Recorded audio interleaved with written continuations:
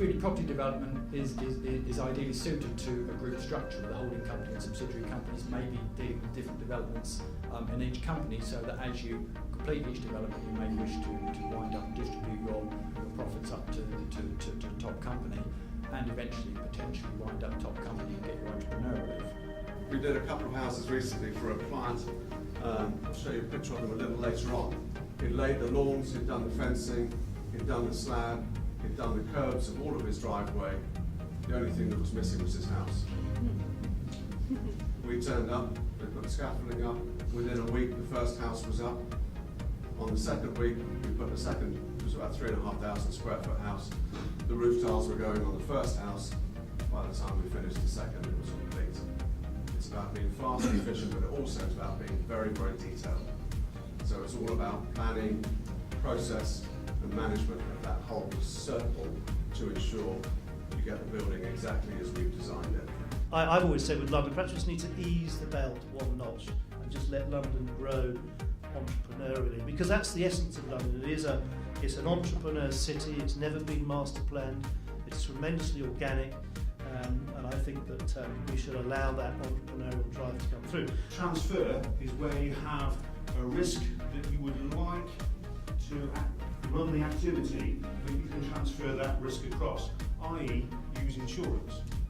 So you want to do the activity, but there is a potential, a high potential, that by doing that, there could be a big ticket risk of something going wrong. Professionals need to exercise a standard of reasonable skill and care. There's no guarantee of a particular result, but there's an implied duty of exercising a standard reasonable skill and care in their design duties. For design and build contractors, it's a little bit different. They are under an obligation at common law to produce a building that achieves a contracted result. 9 times out of 10, your actual written contract is going to try and alter those implied terms. You want to know how that's been altered and what it means for you. So what other documents have we offer protection? Well, reservation agreement is a good one.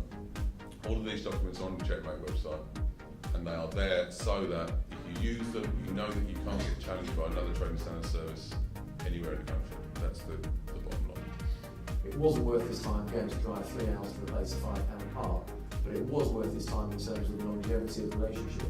And that's very much the same in Regentsmead. We don't replace zips, but if our clients need something, we will do it. We'll do whatever it takes to get it done, irrespective of how difficult the request is. And that's how you breed loyalty. That's why I've got clients that I've dealt with for over 20 years. Not because we're nice people, but because they know they can rely on us. They know if they need something out of the ordinary, we're there. It's not just about providing the funding. And I put the phone down again and I thought, right, too expensive, let's go somewhere else. I went somewhere else, and 6 days later I rang her back again. And I said, you're back? I said, yes. I said, can we do a deal? Yes, we can. I had it back in my mind. I said, you know what, I can still get someone cheaper. So I put the phone back down again.